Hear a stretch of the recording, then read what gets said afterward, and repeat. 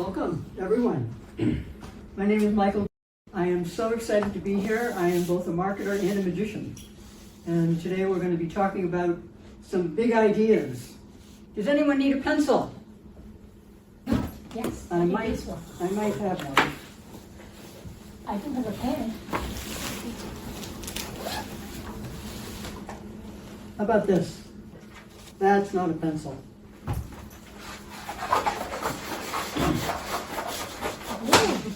Now that's a pencil. If anybody has a sharpener for this, you can have it. Just thought we'd get off to a fun little start. Anyway, thank you so much for having me here today at the 7X Experience Summit. I want to start off by saying that I don't think that I have seen in 100 ad campaigns, I have rarely seen a big idea. Now, as shocking as that may sound, I didn't say it. This guy said it. This is David Ogilvy. He is considered the father of modern advertising. And this is a direct quote from his book, Confessions of an Ad Man, that was written in 1963, so quite a while ago. This guy was groundbreaking in the field of advertising. He is the one who dominated the idea about having big, bold ideas in marketing. And I can tell you from my own experience working with Ogilvy that they are a singular force in the marketing community. And I've got some stories about that. So, his credo of what makes up great advertising is in 5 steps. First, did it make me gasp when I first saw it? Or did it elicit some sort of reaction, whether that's emotion like laughter or shock or sadness, whatever it needs to do? Did it make me emote? Second, did I wish I'd thought of it? How often do you see a great ad and go, wow, I wish I'd thought of that one? Is it unique? And not unique for unique's sake, but unique in a relevant way. Does it connect with the strategy? And finally, will it stand the test of time? Meaning, will it last for 30 years? Can I build off this and keep going? And we'll talk about some of that a little bit later, both with magic and with advertising. Well, I have to tell you, when I first saw this, I thought, same for magicians. When magicians design experiences, all of these things are relevant, each one of them. But I can also tell you that as a veteran of marketing for 20 years, the number of times that I've seen really good conceptual stuff is literally 1 in 100. And I always wondered, why is that? Is it time? Is it budget? Is it talent? I don't think so. Other constraints of resources? Could be any number of things. And yet, we have difficulty sometimes, even when I'm paying a lot of money for advertising services, the number of times that as a purchaser of those services, I've been sort of disappointed is more than I would care to be. I can count on one hand what those experiences look like. What I can tell you, though, is that the ability to have unconventional ideas and to be thinking this way leads you to the possibility of actually what could become record-breaking work. So what are we here to do today? What's the trick of the day is to take these concepts that are the secret ways that magicians craft experiences, craft magic, and apply them to how not just marketers, but really anybody who's solving a problem to create some sort of experience or solution goes about doing it, and to enhance the experiences we seek to create for our audiences. That's what this is all about. And if I can impart an addition to your already rich toolbox that I'm sure you all have, then hopefully I'll have done my job in a service to you. And that's really all I'm trying to do, is to give you a different perspective of how one might think about these things. So I will say that one of the experiences that you'll have today, sure, you're going to see some magic. And I want to say hello to everybody in the world who's watching this today, because we're streaming, and welcome everyone. That we're also recording this from many angles today. My friend here is here to help as our videographer. And the reason for that we're going to take this from as many angles as we can get it, is because we want to study this new experience with you. We've created something that we hope will be more or less universal in the many applications, but we really want feedback and input. We're going to take this material in this recording and really study it to see what resonates, what doesn't, where can we shape this and continually master this thing. And that's what we do as well. They'll start with an idea. They're not done with it 5 years in. They're still working on it. And I can tell you that from real experience. So let me demonstrate this with just a simple concept. So this, I'm sure everybody is familiar with one of these. And this seemed to create sort of a obvious concept. If I hand you this scissor, and I take this rope, this was actually one of the best tricks I'd ever seen when I was a kid. And it came with sort of a crazy set of instructions. I wasn't quite sure how this thing actually worked, but it said find the middle of the rope and grab the scissors. So the conclusion is sort of obvious, right? Like, what's supposed to happen? You're supposed to cut the rope. Oh, but we're going to think about it differently this time. They have to be even on the bottom. Even? Yes. Well, those aren't even. And that's not even. That's not even. This isn't even either. Now we'll bring them up like this, and we'll go just like,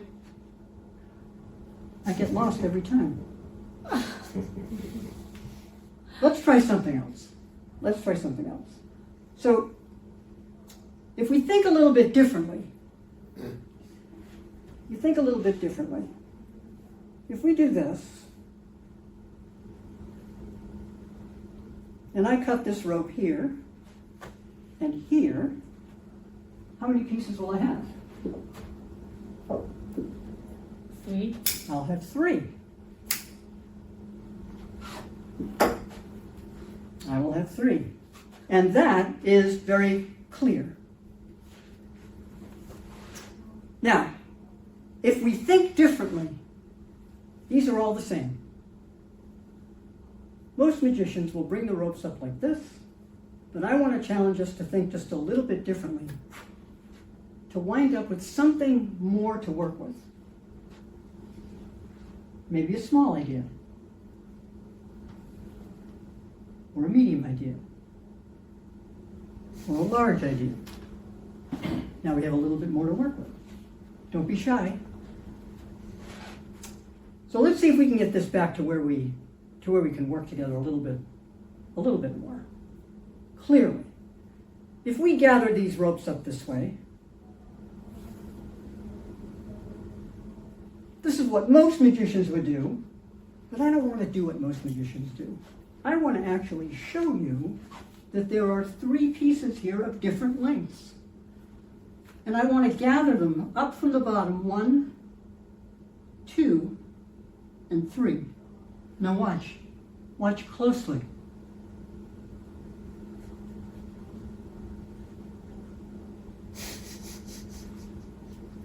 And we're back. 1, 2, and 3.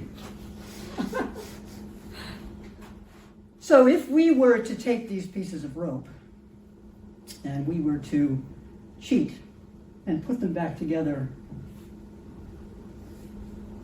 thusly, well, now we're back, kind of, to 1 piece of rope. Kind of? Sorta? Maybe? All right, watch. But in just a flash, these little ideas form something else altogether. And we're back. 2, a simple idea for you, and a big idea for you, and a medium idea for you. So that, my friends, is just a little bit of thinking about how you think you're going down one path and you wind up going in another. And I think that that's a marvelous metaphor for what so much of the thinking that we're about to get into today is all about. We can't leave out the critical thing that we'll talk about a little bit later is about how we bring the emotional into this. But the first thing that I want to do is I talk a little bit about how magic actually works. And so this is something, Carolyn, that you're going to be very interested in. When I was first introduced to this topic, as I mentioned to some of you before, this book, Sleights of Mind, by Stephen Macknick and Susanna Conde, was written in 2010. 2 neuroscientists who wrote a book all about the cognition of, and one of the most standout quotes, this one, magic works because humans have a hardwired process of attention and awareness. Think about it. We all think like that. And it's hackable. Think about what we just did. By understanding how magicians hack our brains, we can better understand how the same cognitive tricks, and this is really important, are at work in advertising strategy, business negotiations, and all varieties of interpersonal relations. This is what hooked me on this idea. I went a little bit further. There's another marvelous book that's written by magician Joshua Jay. And this quote is actually out of his book by master magician Juan, who we'll come back to a little bit. Juan says that the shock and mystery of magic suspends any ability to analyze. Right? By the time you get to that end path, you're going, what? I can't, what? Some magic tricks, like other big experiences that we go to and experience, are so powerful that we give into the moment and we bathe in their intensity. We just think, oh, well, I give in. That was just incredible. And these are the moments that magicians are forever chasing. This is what we want to have happen. Creating them is enormously difficult. Even he admitted that. But he also said, but you should always strive for it. One of magic's great paradoxes is that our audience expects to. The challenge for us as magicians is to amaze you in ways you didn't expect, to make you think, I didn't see that, but then I should have. So I think that this is very tangible for marketers. Do you prefer questions at the end or now? If you wish. Is it easier to trick somebody who expects a surprise or somebody who does not expect a surprise? That's a great question. The answer is you have to be able to deal with both, obviously. When you go to a magic show, you're expecting to be surprised. So, we were talking about that earlier. So the quality of what you're seeing, the design of it needs to be so good that it's bulletproof. So part of what I talk about a lot is that if you're a magician and you're trying to make a living doing this, you can't be bad. You can't be mediocre because you won't have a career. But somehow in my field, in marketing, you get mediocre work all the time. You get to pay tons of money. So that's really the key point. And to your point, I think that this is very translatable to marketing. Almost the same quote. Some marketing campaigns or ads are so powerful that we give into the moment and bathe in their intensity. And these are the moments that marketers are forever chasing. Maybe not hard enough. But creating them is enormously difficult, which we just talked about. The challenge for us as marketers is to amaze our target audience in ways they didn't expect, to make them think, I didn't see that coming, but then again, I should have. And that's why I think that magicians have a lot to teach us when it comes to this. whole idea of how we think about this. Now, in order for us to understand this whole process of how magicians think, and to go back to the sleight of mind analysis for a moment, I do want to talk a little bit about some of the concepts involved in sleights of mind. There are several examples of tools that magicians use to create, whether they're illusions in front of you or large illusions on stage. So take a shiny object like this. All right? Now, this is a really nice coin too. This coin, this is a Morgan silver dollar from 1887. This coin came from my grandfather. It was his birth coin. He was born in 1887. And all of his grandchildren have one.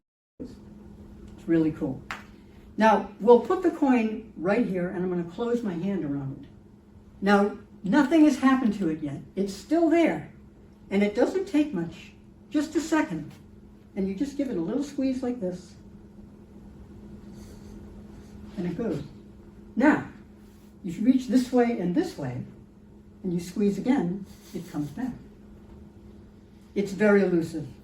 Pick it up here, tap it through your elbow, comes back there. This is my favorite part. You can grab it like this and just throw it right into the floor. And there it is. Now, where is it?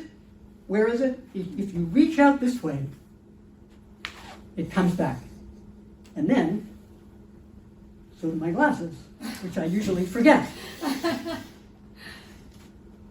So what you've just seen is something called retention of vision. Retention of vision works with a shiny object. It works with a flash. Back in the day when we had flash bulbs or flash on cameras, do you remember what that looked like? When you got the flash, like the flash cube, what would you see? You'd see the square. You'd close your eyes and you'd see that image. That's what retention of vision does. Retention of vision takes advantage of the fact that your brain sees that shiny object there. It sees that moment when that thing goes away and comes back. It's that last retention that you have in your brain that convinces you that that object is really there, and it's not. Okay? So that's a really key concept, and it's used all the time. It's used for stuff like this that I'm showing you. It's used on stage for huge acts where you'd be surprised that just the use of light and sound creates this retention aspect in your mind, and you see what you see without realizing that a lot of times what you're seeing is not at all what's going on. Okay? Now another aspect to talk about works like this.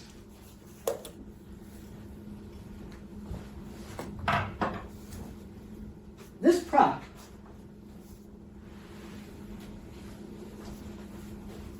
is about 50 years old. It was the first magic prop that I ever bought. And I used it in kid shows my entire kid show career. And it never failed to get a great response. Now it's a very simple device. It's made up of 3 pieces. There's a tube, like that. There's a box, like that. And there's a stand,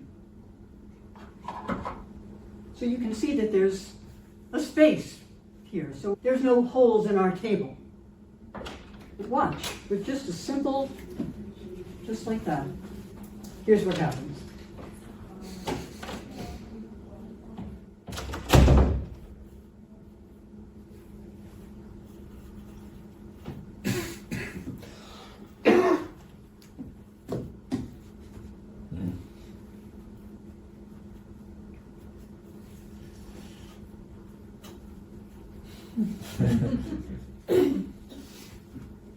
That's fun. Now, what you've seen here is something called black art. Black art was invented by accident. Has anyone ever heard of it? 1875. The German actor and director, whose name was Max Ausinger. Max was producing a very dramatic and eerie play, and there was a dungeon scene in the play, and he wanted it to be exceptionally eerie. So he lined the entire stage with black velvet. And the main character was to come out and do a dramatic soliloquy of some type. And the main character was a Moor. He was a man of dark complexion, and when he came out on the stage and started to speak, all anyone could see were the whites of his eyes and his teeth bouncing around on the stage. And I realized it, and the audience was shocked. And I realized at that point that he had more than just a play he could do. He started to produce shows using this black art technique. And he spent the rest of his career touring the world doing various things with black art to amaze people. And this is something that's still in use today. But again, it's another way of our brains so that what you think you see, or the object here is that nothing's going on. And then the surprise of something coming from nothing is there. Now, a third way, and something that's very important to this whole formula, is something we call attention jacking. Attention jacking is otherwise known as misdirection, right? And I wonder, would you mind helping me out just for a second? Sure. We're going to attempt to show you a trick. Why don't you come up? And I'm going to have you sit right here and remind me again what your name is. Brendan. Brendan. Brendan. Thank you. And everybody give Brendan a warm welcome. Okay. Now, folks, we're going to do something for Brendan, but you're all going to see how it functions. You're going to see it happen. Don't say anything. Let Brendan find out for himself what's going on. And this trick was made famous by a master magician whose name was Tony Slidini. Has anyone ever heard of him? Tony was most popular in the 1960s, 70s, and 80s. He was regarded as the magician's magician. So, Brendan, what I'm going to do is give you this tissue box. And I just want you to get comfortable. You can lean forward a little bit like this so that you can see clearly. And I just want you to hold this, keep your hands on it, just like this. Yeah. And so just lift it up a little bit, right? And it just got to be at the right height, just like that. Now, turn yourself towards me a little bit so you can see. Good. And we're going to start by taking a couple of tissues like this. I'm going to roll them up in my hands this way. And I'm going to just ask you, if I do this, where's the tissue? That's excellent. You did the right. Give him a hand. That's great. That is very observant. Now, we're going to put it right back here and watch. Watch. We'll do it again. Now, you know why you didn't see it that time? Covering it. Blocked it. Yeah, well, you can't see it. So if you can't see it, then it can't. Here, I think. Here, what you want to do is hold this way. Hold this kind of toward you. Put it against your chest so it's out of the way. Now, don't look at them. Don't look at them. Look over here. Oh. Yeah, put it back. Put it back. We'll put it back right there. Okay. Right? Yeah. Put that back down this way. Look. All right, we're going to supersize it. All right, Brendan, where's the ball? What ball? Not yet. All right, we're going to go like this. Now, if I cover the ball this way, Yeah. would you bet that it's still there? Yeah. Yes. It is still there. Yeah. Okay. I can't make it disappear. You know why I can't make it disappear? Why? It's too big. Yeah. Thank you very much for your help, I appreciate it. Sure thing. Nice round of applause. And he'll find out right now. Right, But it's one of my all-time favorite bits. If it's done with good humor and with respect for the person you're doing it with, it's magic for you, Yeah. I hope. Yeah. Was it? That's great. And it's just great for you because you guys get to see what's going on here to create this, where his attention is going and what's happening as these paper balls are flying over his head. Yes? Yeah. It looks simple to us. It doesn't take a lot of practice for you to do it right. It does. Okay. It does. Because what has to happen is that there's everything that I did with Brendan, the movement of the box, the touching of his shoulder, the drawing him forward, I have to be very aware of where his attention is and where I'm getting it to go before I can make that release happen.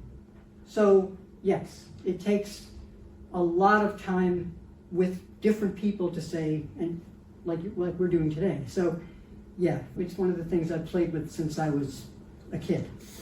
So it's really fun. But misdirection is another key element of this whole puzzle, so that when you take the tools, like the two that I described earlier, and misdirection, now you can see how we can start to have the threads of what we need to pull together an actual show, or an actual trick.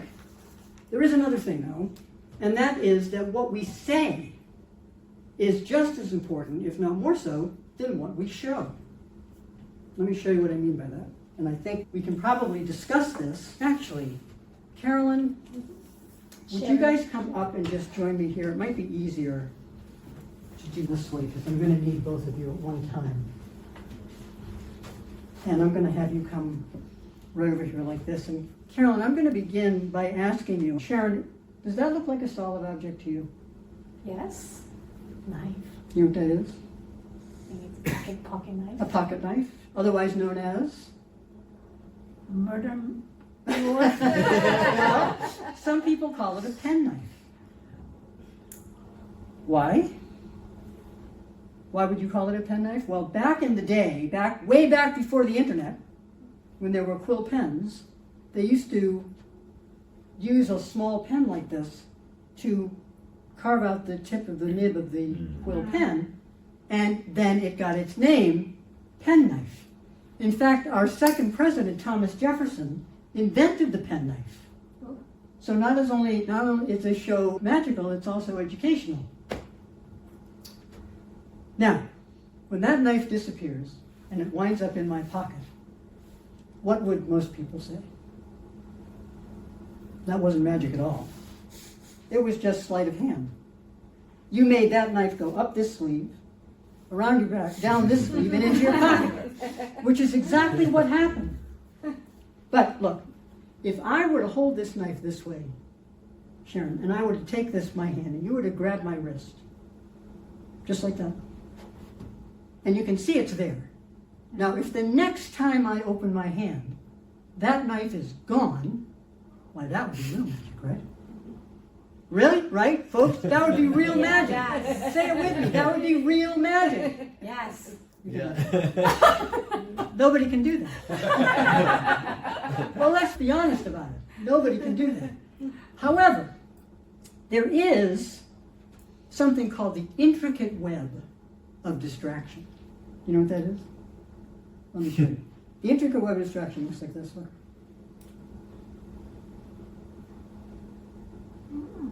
Look. I got two knives. You just switch them like this. You switch them. There's two of them. That's the only way to do it. You've got one knife is, one knife isn't. This is called palming. So when I hold my hand in a completely natural position, you just bring your hand over like this, you switch them out, and one switches to the other one. Palming. That's how that works. Now that you know the secret, if we take these two knives like this, and I put this knife over here, and I show you this knife over here, so this knife is which knife? White. This one must be, Black. excuse me? That? No, this one is the white one, this one's the black one over here. And I think probably what's confusing you is that we have too many knives. So what we'll do next is, you just grab my wrist, and I'm gonna go back in here and get this other knife that we dropped before, and now we'll do it in reverse. So the white knife is here, meaning that the black knife is here, right? So which is here? Black, white. So the black knife is over here, actually. But do you remember what I said about the intricate web of distraction? Wow. Ooh. Ah. So if the black knife is here, which one is in my pocket? White. Pardon? White. No, the black knife is here, the white one's over here, see? And we'll move on. But thank you guys very much for your time and attention. So what did you notice about the way that the language of what was being done was affecting the magic and the outcome? Any ideas as to how that You're shaped up? Priming expectation, like what they should expect to see, and knowing you had something different. Absolutely. The end is a complete surprise because we've been doing stuff with knives that are changing places and colors and everything else but vanishing and reappearing. The notion of the vanish is set up in the beginning, and the impossibility of the vanish is set up in the beginning. We plant that thought in your mind with you holding my wrist, so that by the time we get through all that craziness of going back and forth, which in and of itself was a lot of fun, by the time we come back to that same image, all you can think of is, well, that knife is in his hand. And it's going to be impossible to do anything with it until that happens. And so I've always felt that that's, for me, one of the most fascinating tricks that I do because of that very thing. The trick in and of itself is not all that hard, but the psychology behind it is, to me, what makes the experience very surprising for people. So I think there's quite a lot to be said for that. And does anyone have any questions at this point about anything that we've shared? Are you going to show us how you Am I going to show you? Do you get to learn the trick? Actually, if you would No. if you would show that trick and you would just say that the bare minimum. What's the effect? Is it a huge difference in your opinion? That's a great question, and that we're actually going to talk about a little bit, because it's the difference between the first time I ever saw that trick. I was 10, and a relative of mine bought it for me as a gift, and it was called the color changing knives, and that's what they did. You show the knife, it changes color again. You do it in various ways, but that's the whole trick. And that's great. For a kid who's learning magic, that's like your son. That's fantastic. It's great, but over time, you get to the point where you're saying, how can we make this a little bit more amazing? Or how can we connect with people at a different level? How do we get them involved with this in a way that isn't just watching something go back and forth, which frankly also gives people the time to think about, wait a minute, what's going on there? So, to answer your question, you can just show a trick. We'll talk in a moment about, if we go back to the coin trick, for example, sometimes it's very appropriate just to go through that whole bit that I did there with the coin, and it's fine. It's a nice introduction. People find it fun. But it could be a whole different experience, and we're going to talk about how magicians think about doing that in a couple minutes. So, did I answer your question? Right. I mean, and we don't need to go there, but it just reminded me of your original kind of criticism that most marketing ads are kind of boring. I mean, you could say boring, but I find them boring. And that one might be your trick without all the stuff around it. And to make something special, it just requires the proper priming and all those things. You're absolutely right. And that's why all of these elements, especially the experiential side of it, the words, the story, the why are we doing this aspect of it, as much as we can bring that out for people, the more meaningful or the more connection the experience is going to have. So rather than just fooling you, we're bringing you to a different place. We're bringing you to a place of wonder and, wow, that just was, I mean, I've seen great magicians bring people to tears or hysterical laughter, which is most of the time. But they have this talent for molding and crafting all these tools so that the story they tell and the context that they put it in is everything. So it's a great, great question. And this is the real challenge of what we're trying to do today, to express how this way of thinking can help us move forward. So the question is, how do magicians create this overall experience that looks like magic? How? But before we get there, the questions that come up about creating a magic trick. So as a magician, people will often ask me things like, how do I make my watch disappear? What am I thinking? Can you make this apple float? Can you make my little brother go away? That's a real one. But for marketers, the question is a little bit different. And if you look at some really great examples of advertising that in the recent day, you can see what can be accomplished. So here's a marketing challenge. Marketing challenge, how does a run-of-the-mill insurance company become a dominant auto insurance brand in a proverbial sea of dullness? Sea of sameness against gigantic competition. Enter Geico. In 2010, it was introduced, hugely clever, and the campaigns were introduced with humor, but the value proposition and the reason why we're watching the ad is always 15 minutes to save you 15% or more on car insurance. It so happens that they have created all of this magic, all of this humor, and people love these ads.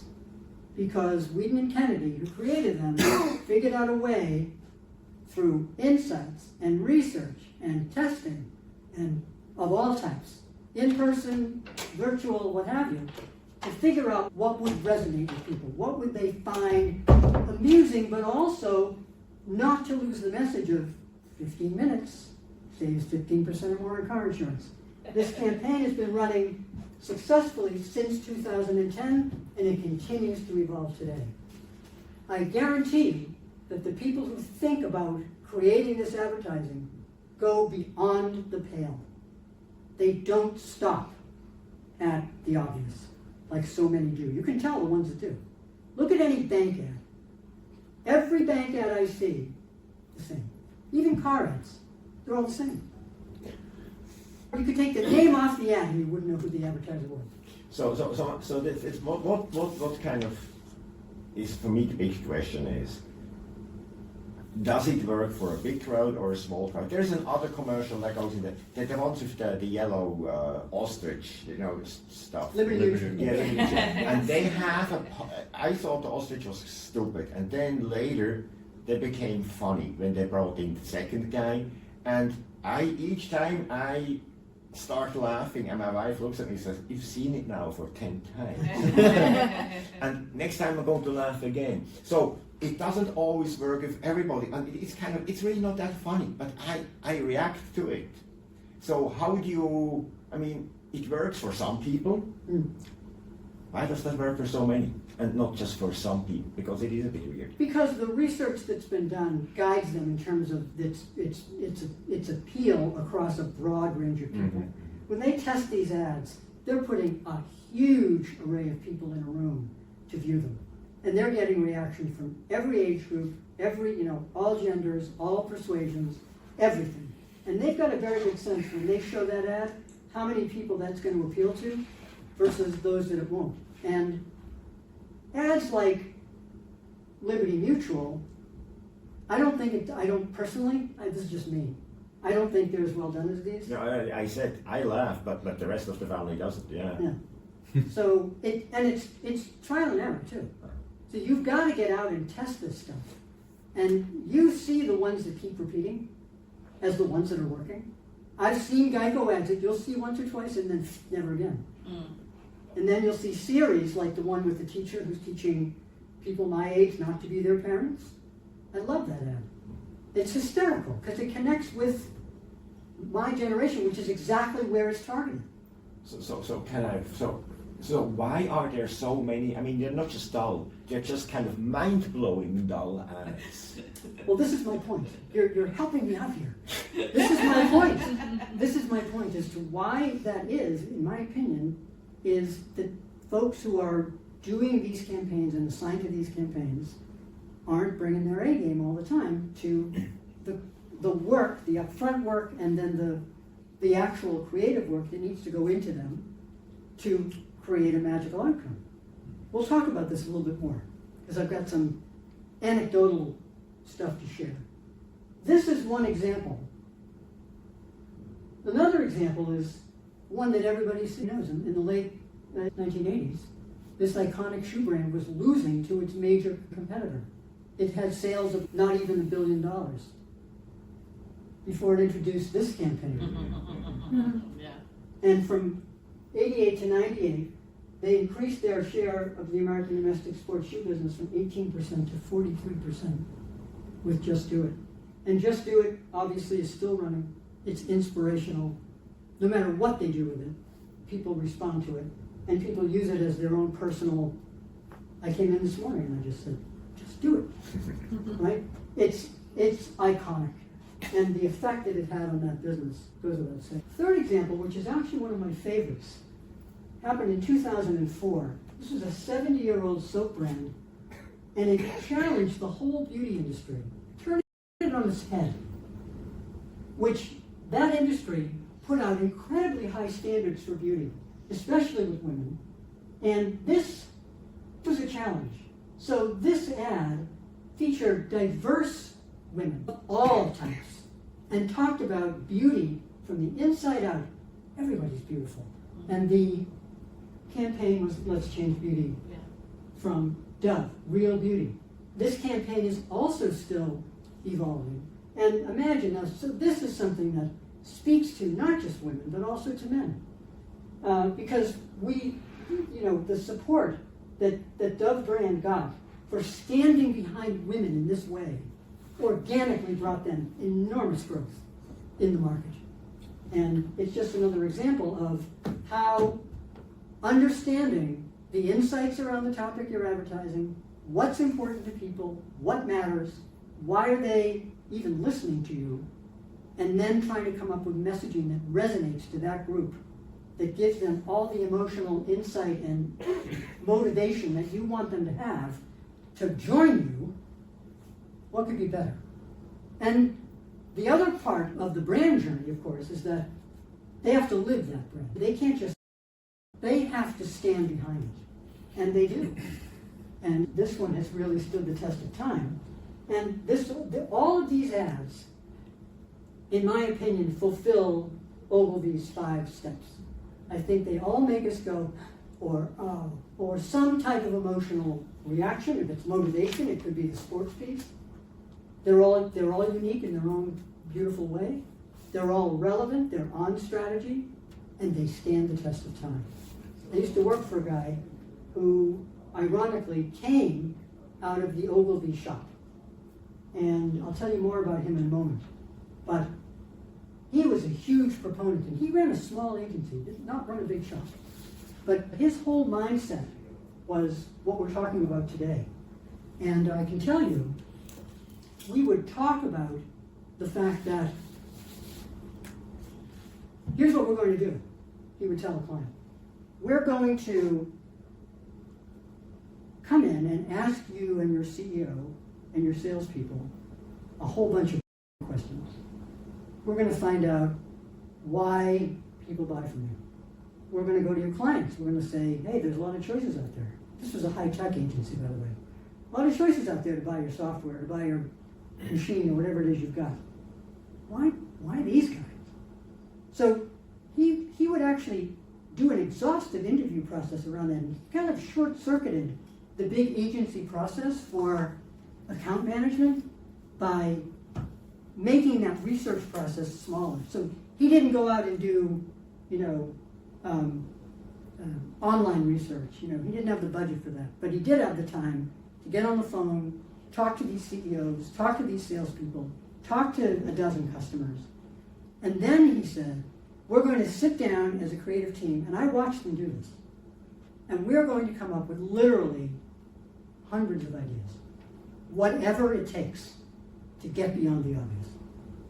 And they would.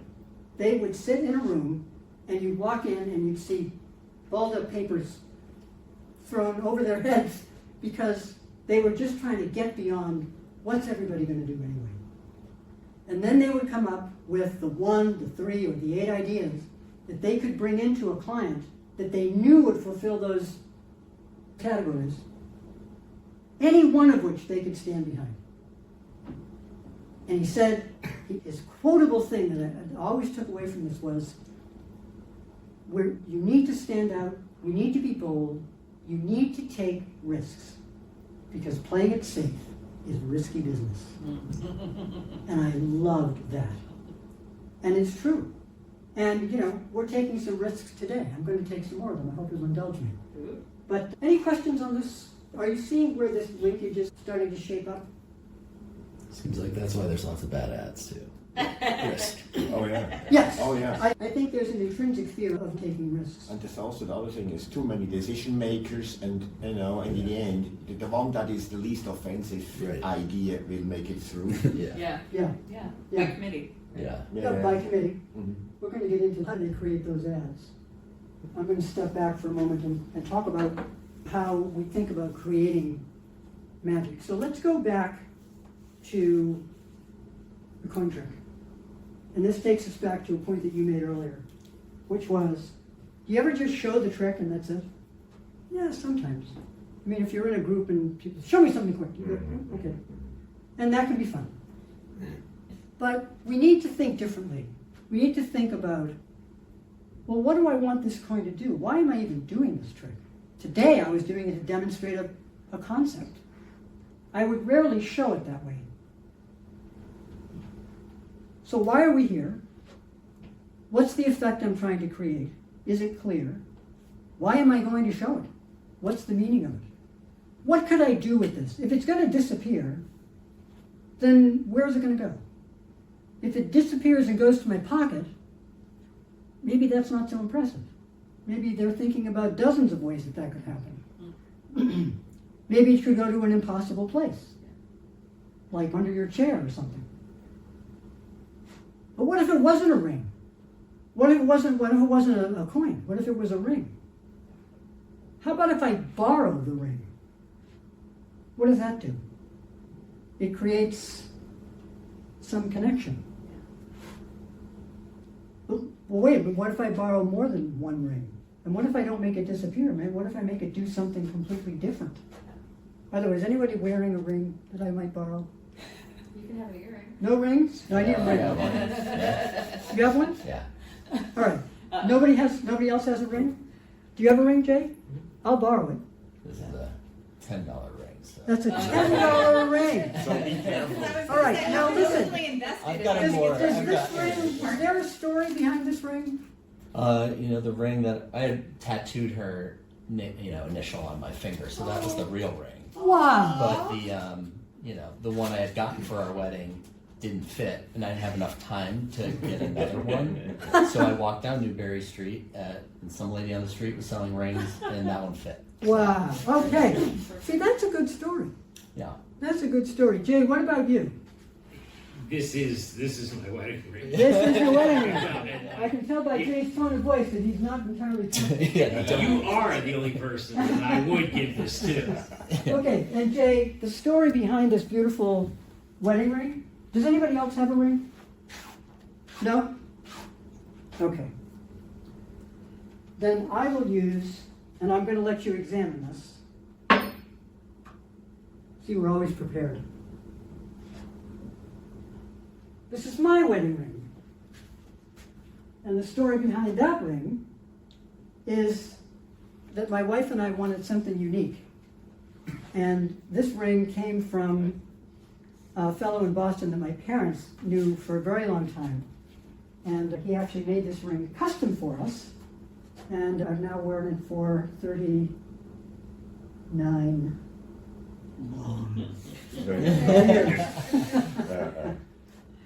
All right, so are you satisfied? So we've got 3 rings here. And I'm going to take a bit of a risk.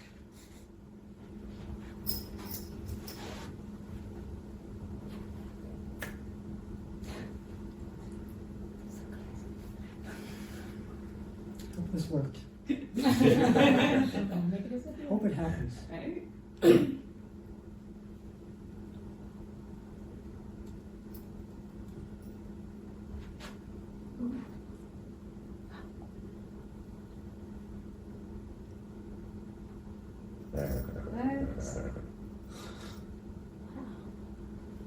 You see my ring there? Yes. Hook to the other 2. Okay? That's your ring there? That's your ring there? All right, let me just put that away. Yeah, interesting. And they're really linked there, aren't they? Yes. Yeah, they're on there. Jay, that's on there. Mhm. That's incredible. And there's no other like trick ring. Just There's- know, I know Michael as a marketing professional. I don't know him as a. I better get my ring back. Now you're sweating. And Brandon, is I that like your that ring one. hooked to the other one? Yeah. That's amazing, isn't it? So there we have it. So all these rings, now we have a problem. Because we have to figure out a way. You have to figure out a way. The pressure's on me.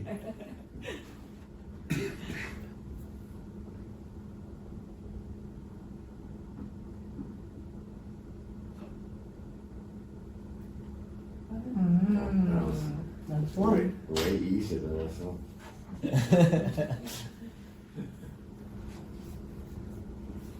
Is this yours? No. Right? Let's see here. I need to be able to see this. This is challenging to.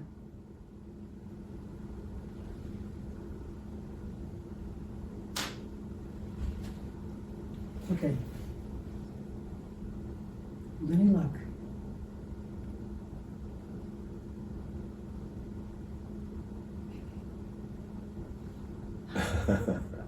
There you have it. That's it. Wow. Was that a moment? That was a moment. Take the ring of your choice. Jay, your ring. Awesome. So the reason that I share that is that taking risks is important. And I will tell you that that is the first time I performed that trick for a live audience. Okay. Oh. And it was great fun. It's always been a favorite of mine. But my point is that the structure, what I've just taken you through, was a miniature version of something called lateral thinking. If you think magicians just read books about magic, you'd be wrong. The best magicians are quite worldly. They are extraordinarily curious. We want to know about everything. We want to know about science and technology, human behavior, social trends, networks, humor, everything you see here.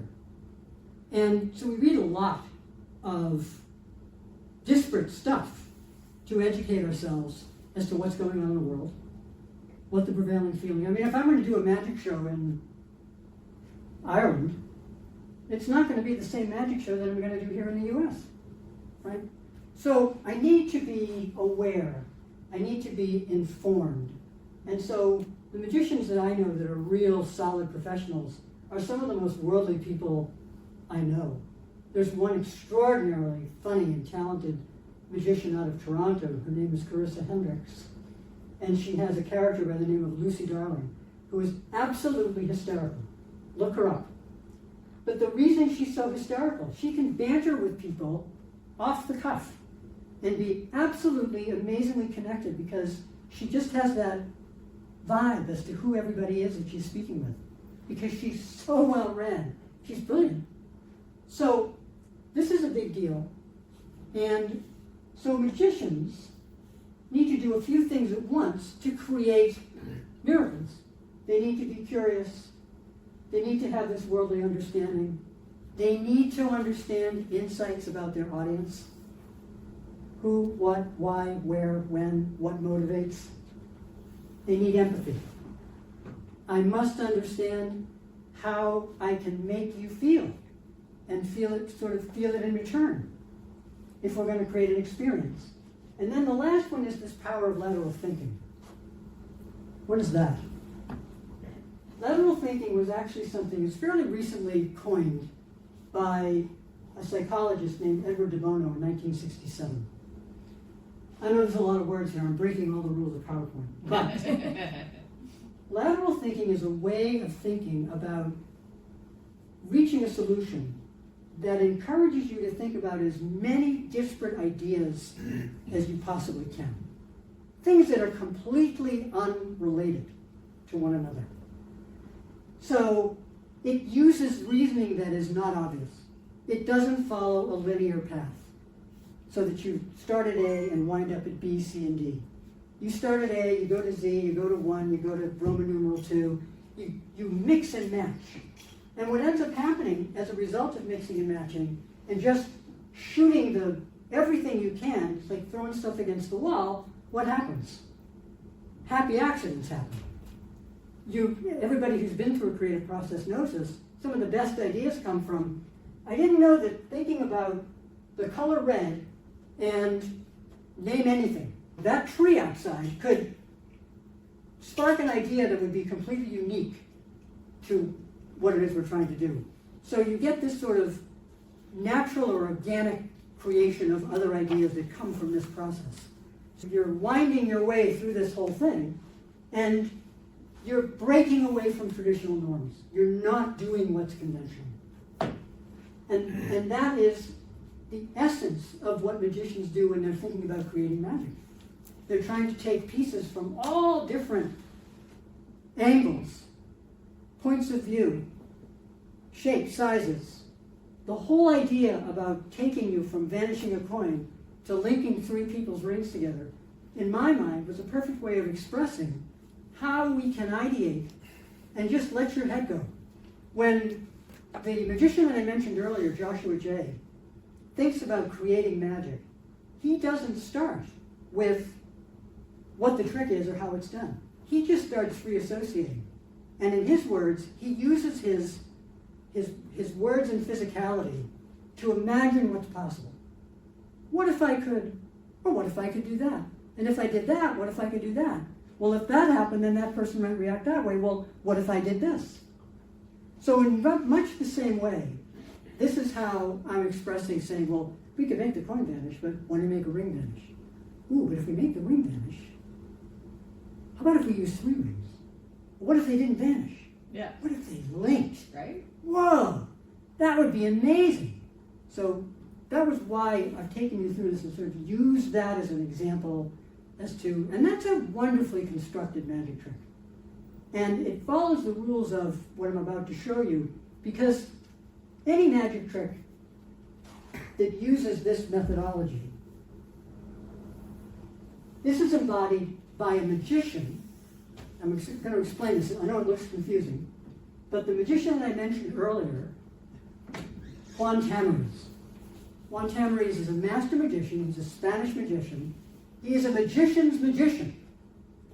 He wrote a book. Don't they all? He wrote a book in 2014 called The Magic Way. Now, I think this is a wonderful little infographic which tries to take the steps that he takes you through, but you can see the disparate way in which he's thinking along the way. And rather than explain each step, what we will do is to say, in his methodology, he needs to understand what is the effect. You asked this question earlier. What's the trick? What is the effect in steps? You'll notice that in all of the things I demonstrated today, they happen in stages. It happens once, it happens again, it might happen a third time. Study all of the general solutions, I mean all of them. what is every possible way this could be done. Hundreds of ways that could be done. Study the particular solutions, and this is right out of the previous example of disparate thinking. Study the particular solutions that pop out of an involuntary process. When you think of all these solutions, you invariably think of, oh, well, if it can do this way and this way, I can also do it this way. You didn't know that before you started. So there's this accidental set of solutions. You choose the real solution. You choose what you're ultimately going to end with. That's going to be the mind-blowing part of it. You also choose false solutions.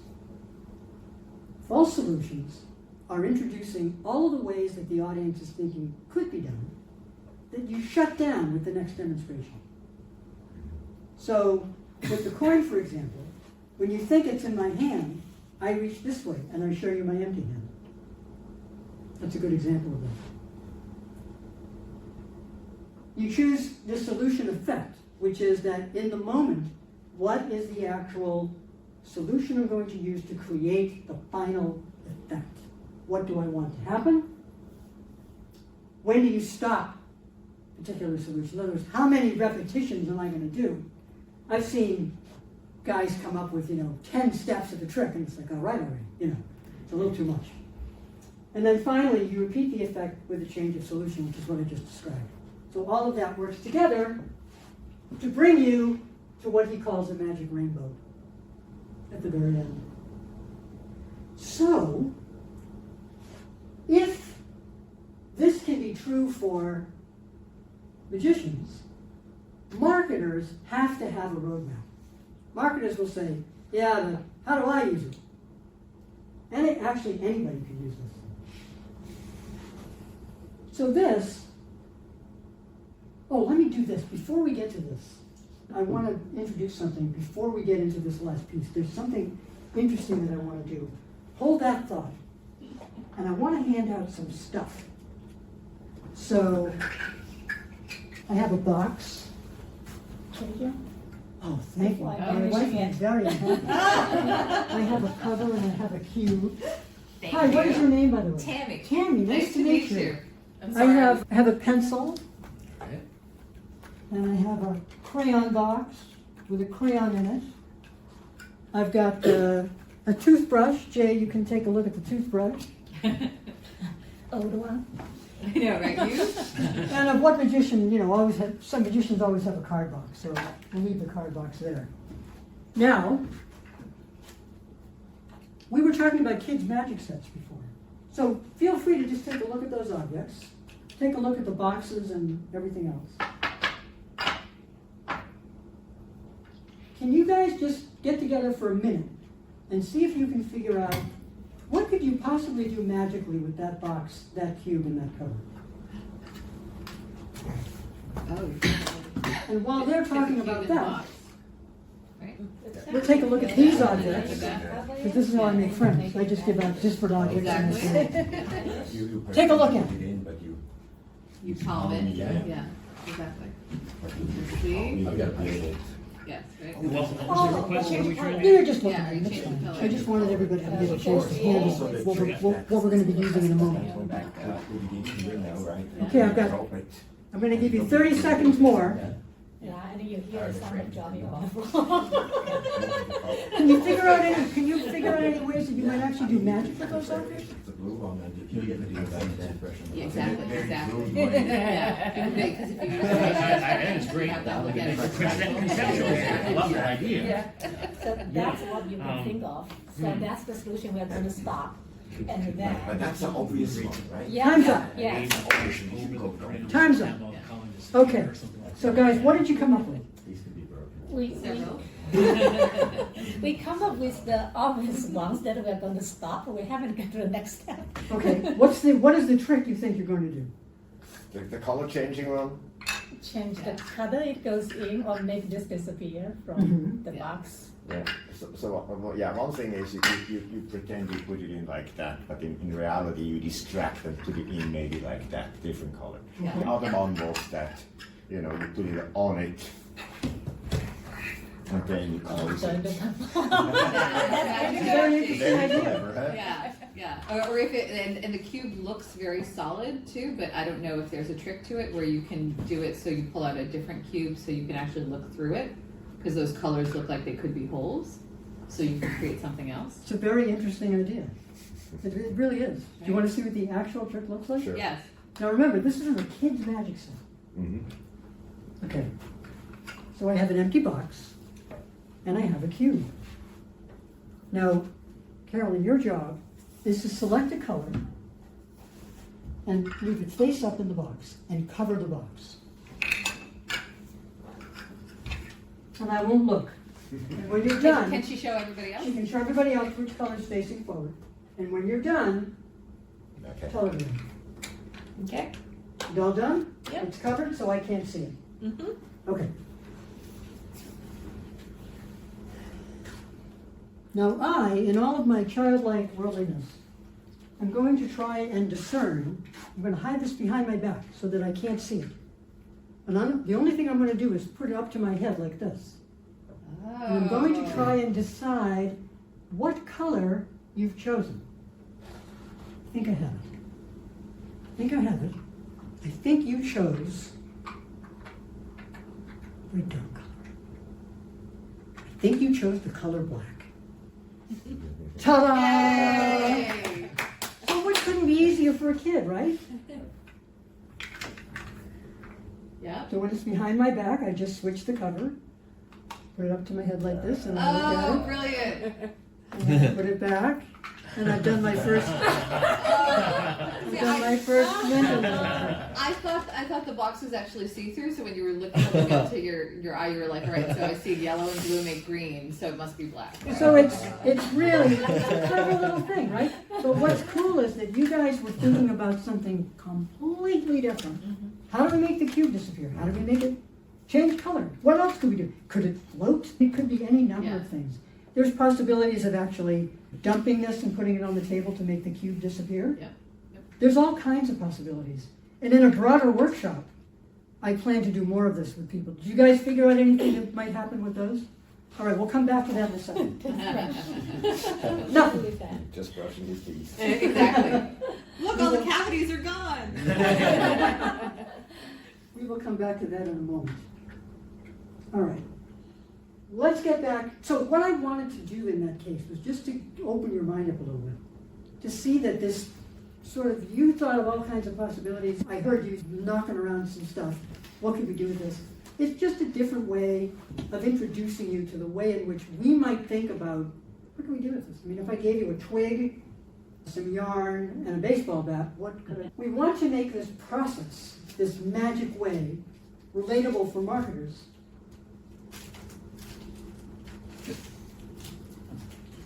So this becomes like a tapestry of everything that we've been talking about.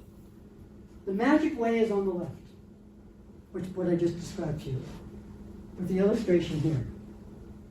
Standard marketing process is encircling it. And behind it is all of the insight that you can possibly bring to the endeavor.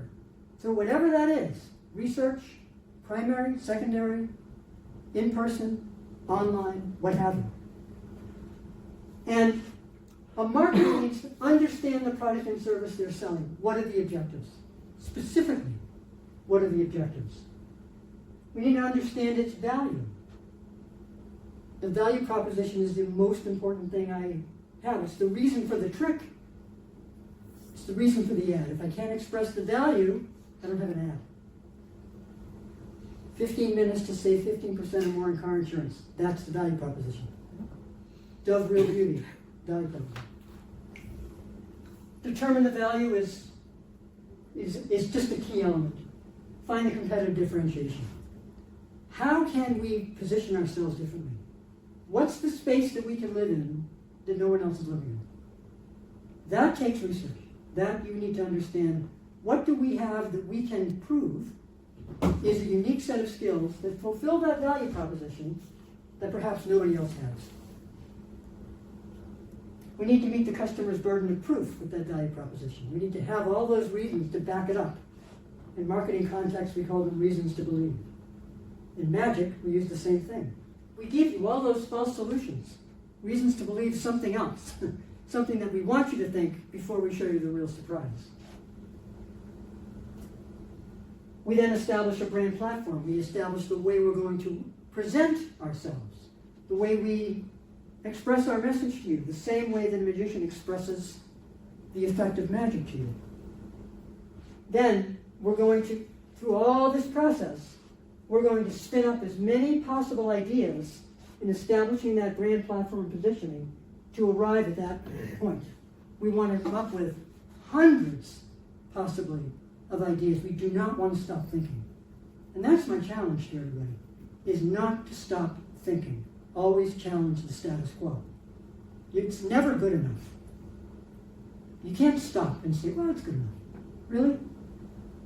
Do we want to settle for that? I know my clients would not settle for that when I was in the agency business, and we didn't settle for it, but somehow it sort of became a mundane thing.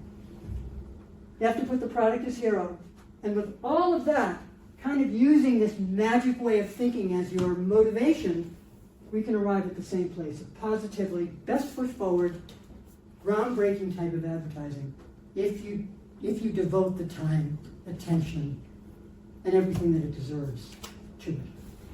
Yes. So that's for all the marketers in the room who need a template.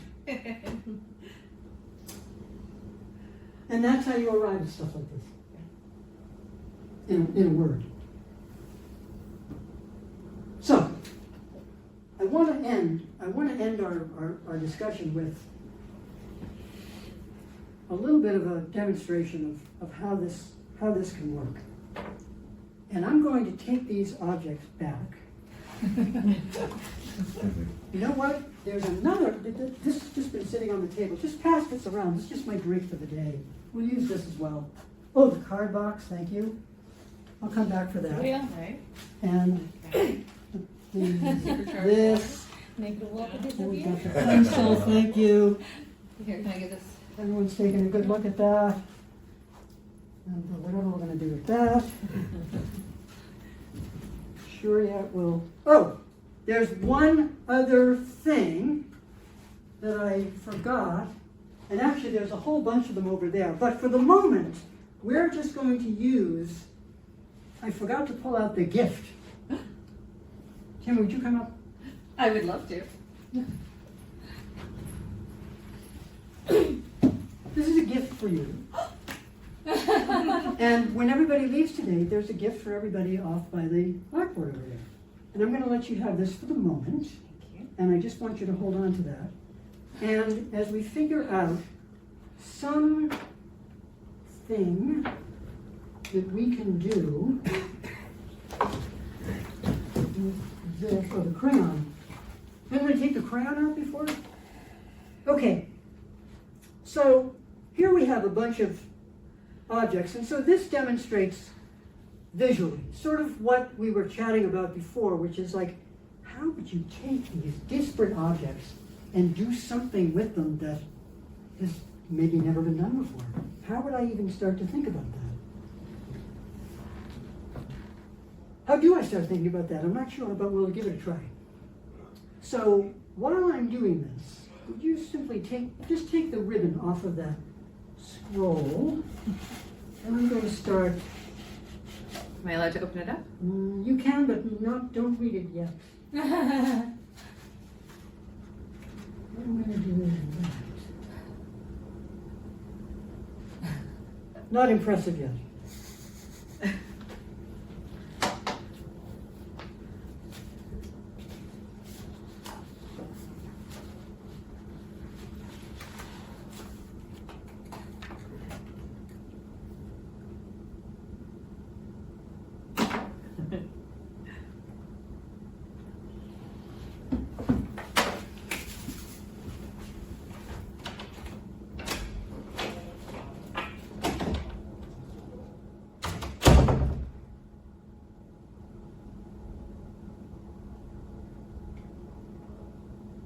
That's impossible. That's the best part when you think it's impossible. Ooh. It's not even straight. Go breathe.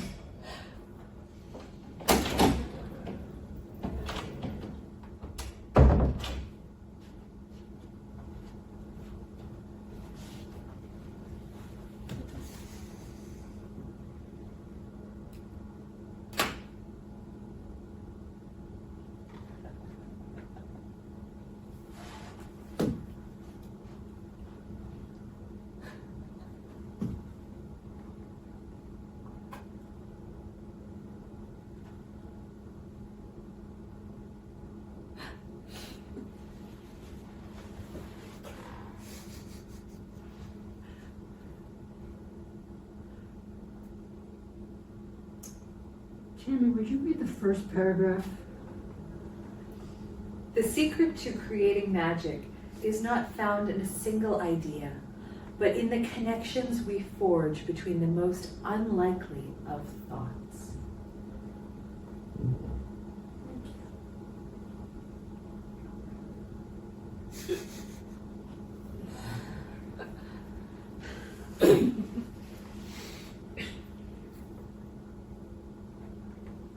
And the second paragraph? Combine 1 part worldly curiosity, a dash of courage, a dose of empathy, endless parts imagination, until the impossible becomes reality.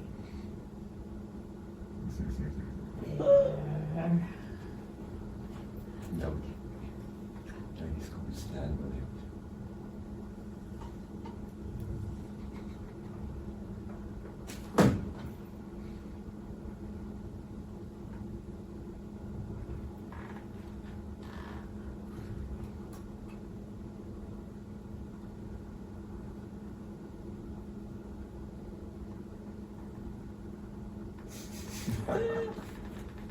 And the last paragraph, please? With every bold idea, we push the limits of what's possible.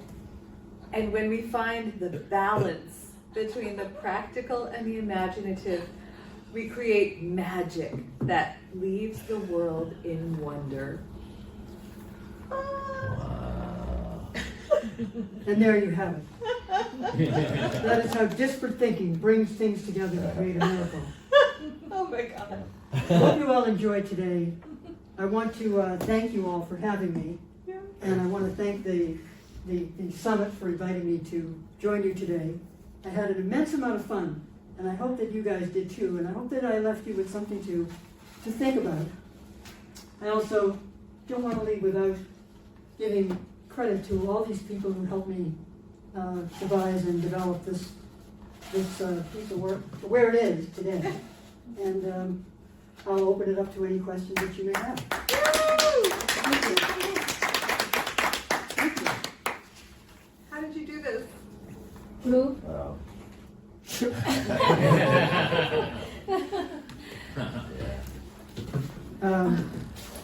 So tell me about your reaction to this topic and how we handled it and how you guys feel about this approach. I find it very interesting because I'm not on the marketing side. I'm on the creating products, interfaces, and services that feel not unobtrusive, right? Whereas yours kind of has that kind of feel like it's obtrusive because it kind of like. No, if you have a garbage can that's really, really good, you should never really have to think about it. You just use it, it just works, and it never smells, and it just, However, you still want to. We started thinking much more about experiences that those products create, and not about the as the real goal, and not the product itself. So that should kind of disappear and just should right, and that the experience should kind of be one of those experiences, and so on. And I think with those experiences, we just take the obvious ones that we want to create. Typically we say, what's the obvious experience? Okay, now let's go from there, but at least we thought about the experiences. Mm. What you are suggesting, and I'm a big fan of all those ideation techniques where you generate tons of ideas to come up with an innovative solution. we tend, when I say we, I tend not to apply to the experiences, but go to the obvious one, because hey, it's the experience, I'm good already, right? So I think next time I'll push it much, much further and say, what actually is the appropriate experience? And should there be a element of surprise in there? Which typically is for us not the case, but maybe it would make sense. And I was thinking about your research. You're talking about play. Yeah. And you probably also made a more or less obvious one. I can imagine, I don't know, I'm just making that one up.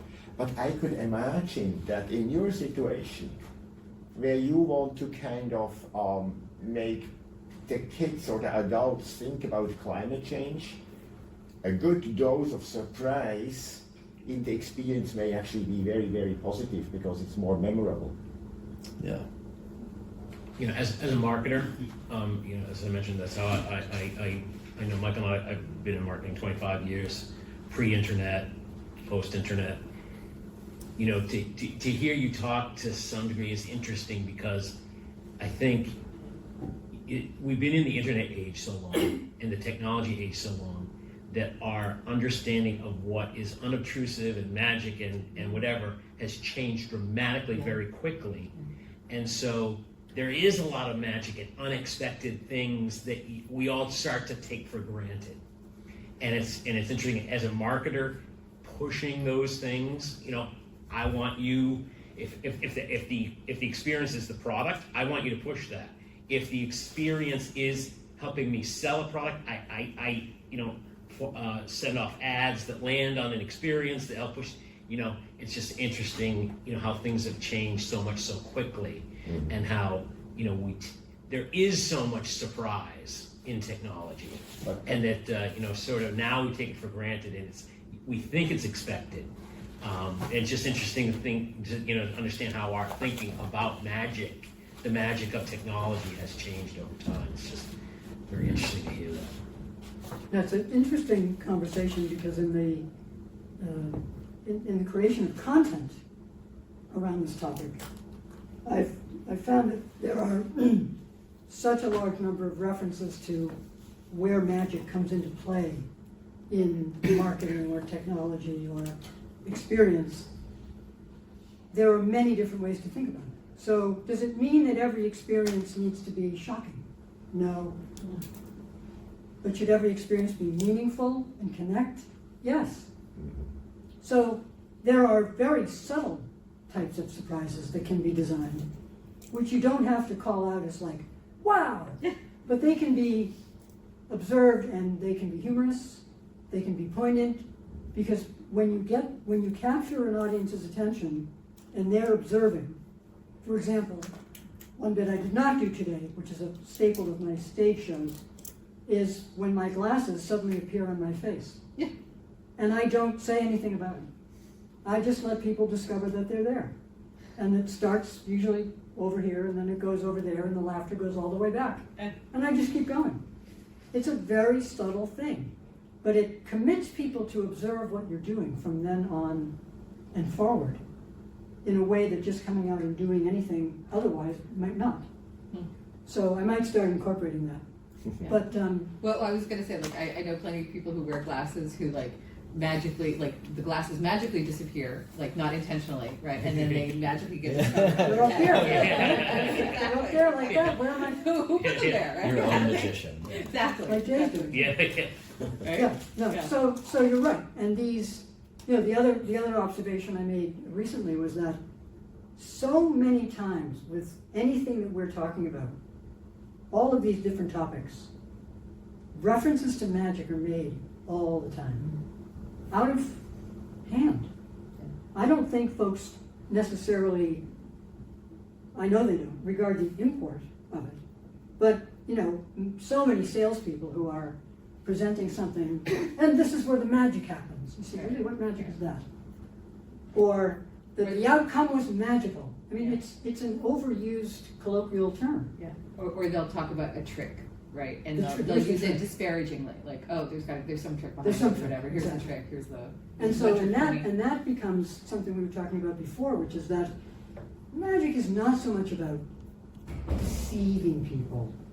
It can be, but it's if the magician's intent is to fool you, or to make you feel in a way that's like not good, by virtue of the fact that you've been fooled, Right, that to me isn't magic. right. Which is another aspect of technology, frankly. Right. There are lots of people that will trick you and will deceive you. Like we talk about this like dark patterns in user experience, where you're going through a sequence of a process or whatever, and like you're guided towards choosing a certain choice, right? Or you're like there's no such thing as a call center anymore, right? For some technology, it's like that's yeah. You can't unsubscribe from something easily, Yeah, true. right? Like all of Oh, these. then you can't find where to do it. Right, Yeah. right, and you don't, and it's not overt, right? It doesn't, it's not something that you would notice from the beginning, but it's one of those very subtle things. True. So, yeah. And I think too that it's, more times than not, it's a very subtle line when we're performing for an audience to make them feel as good about what they're seeing as we feel about doing it. Yeah. Not to make the magic or the humor at their expense. This trick that we did with Brenda was a perfect example of that. We were doing the trick for you. And I made that clear that this is for you. Misdirection is designed to fool you. Yeah. And it can be done to 1,000 people or one person. But in the spirit of what we're doing, it's about the experience that you had. It was fun, right?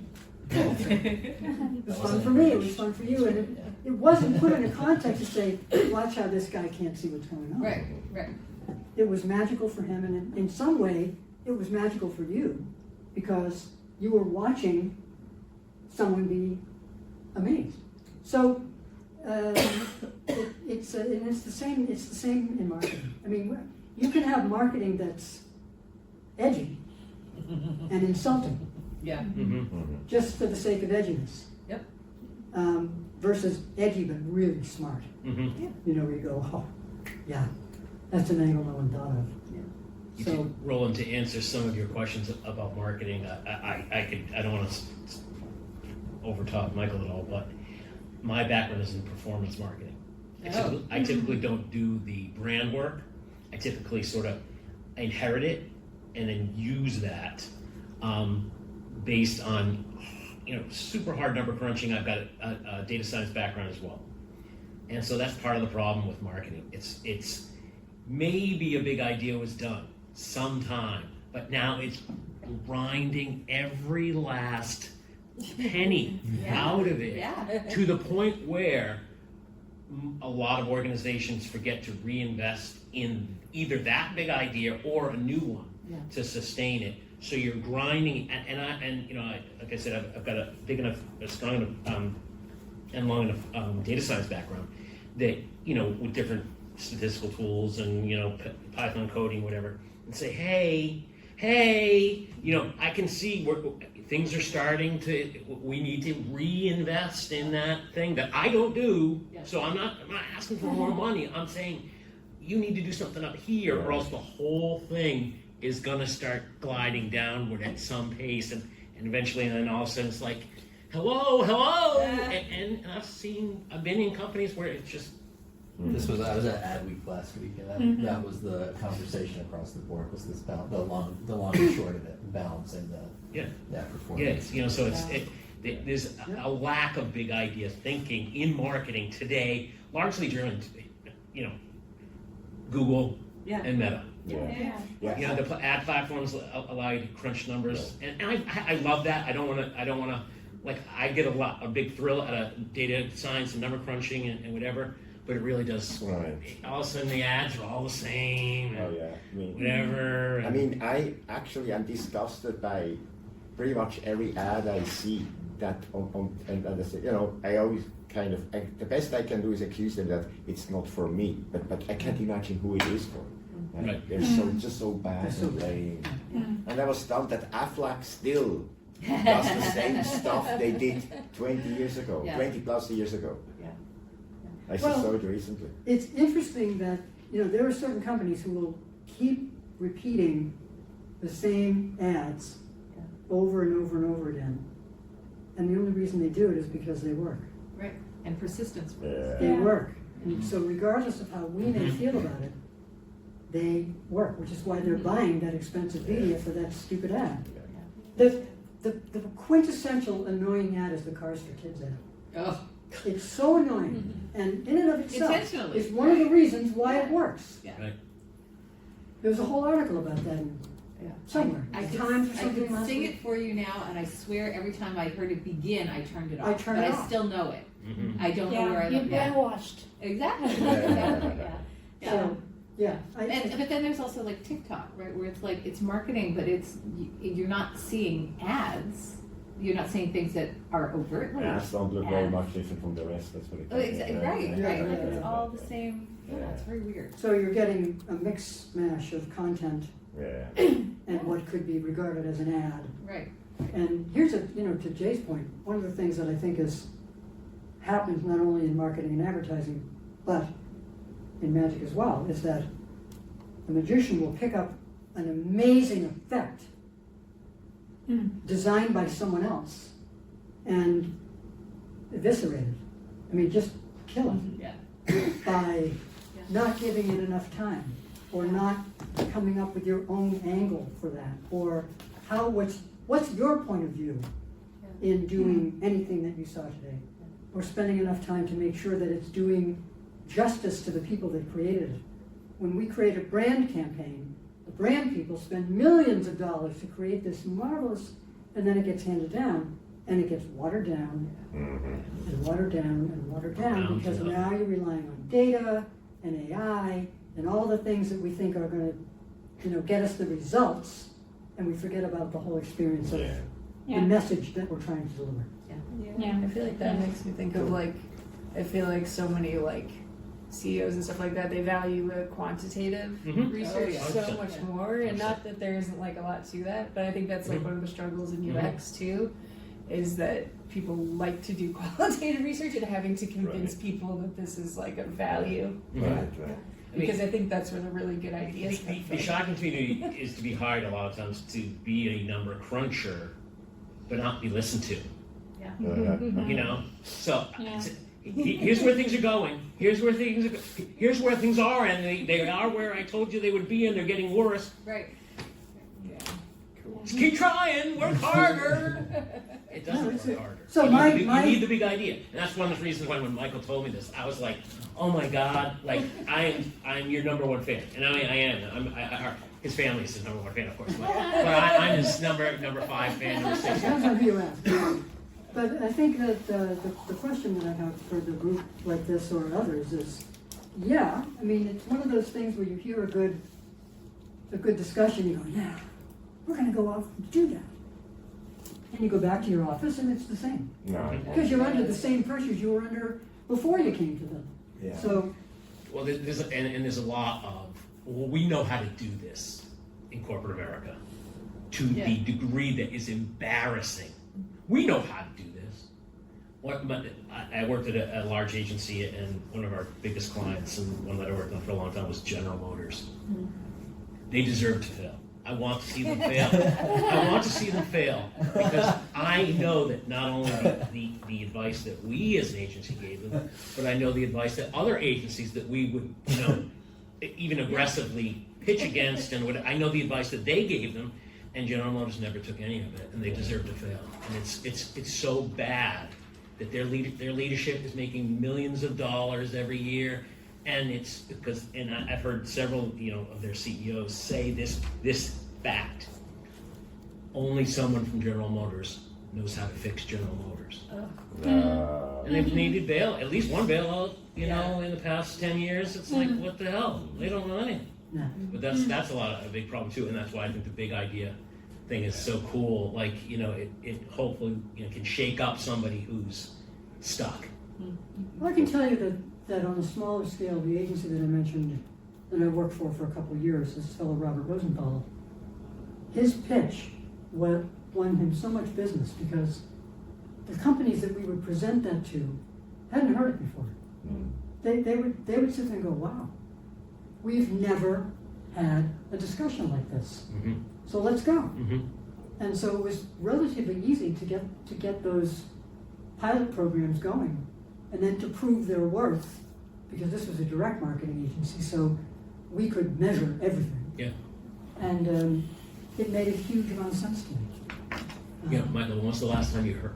It's been almost 10 years probably since I've been in and heard proactively mentioned by leadership a brainstorm session. Well, and the thing is, people do not know how to brainstorm. No, that's true, but it's been abandoned in my experience in the really? past 10 years. No, You don't even hear companies even trying to have one. Yeah. It's amazing. You know, like it's like we're not even gonna bother to try and think of something that you know. Okay. Well, thank you guys. Thank I you very really much. appreciate it. Thank you so much. If any of you are willing to talk to Jay for a few minutes about your reaction to this, we would love to get some video if you're game, for our own commentary and possibly for use on social media if you're game.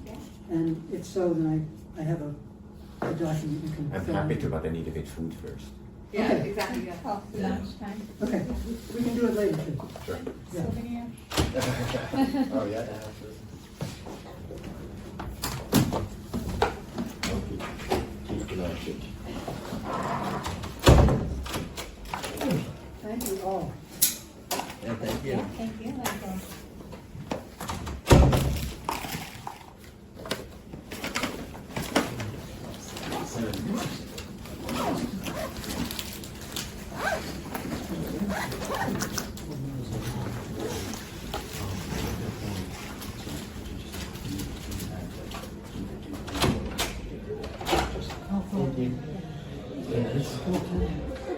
No.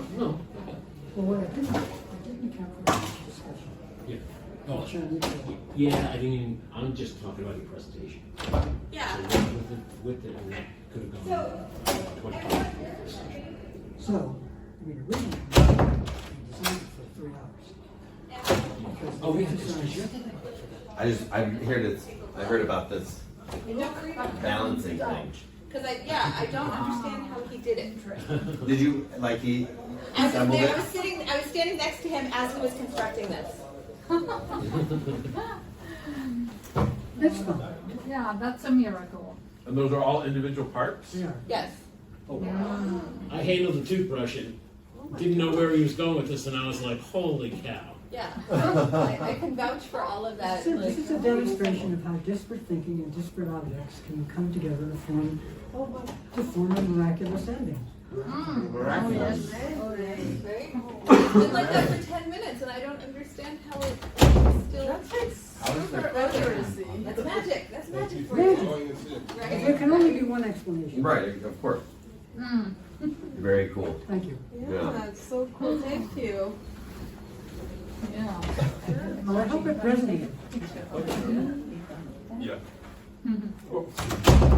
I can see with you. Absolutely.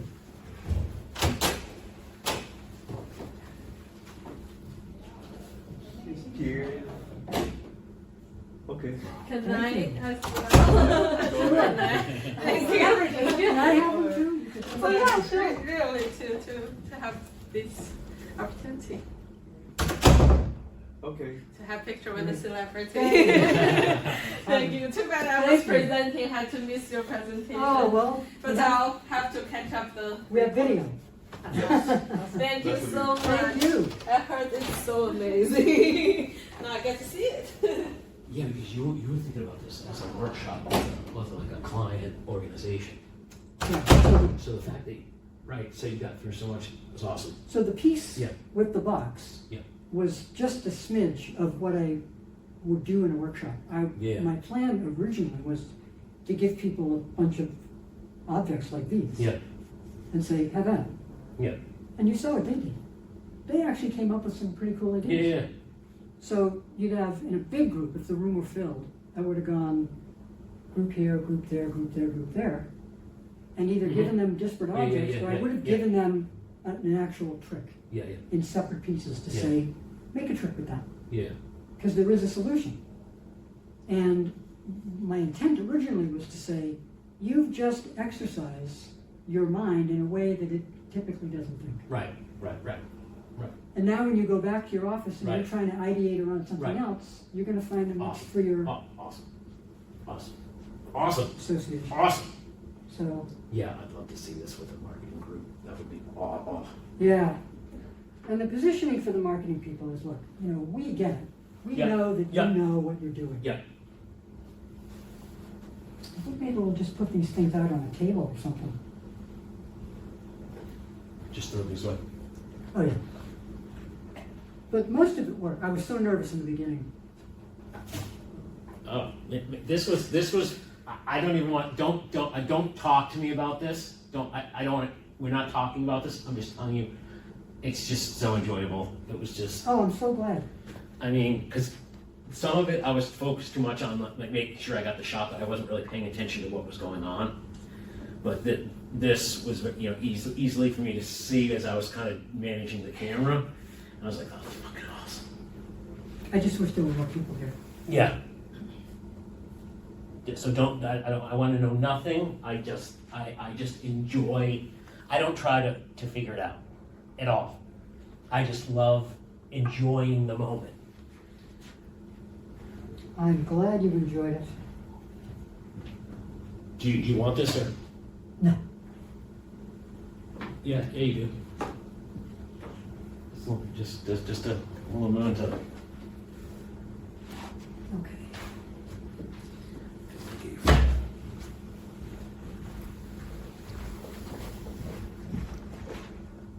Okay, so we are right now at 1:46.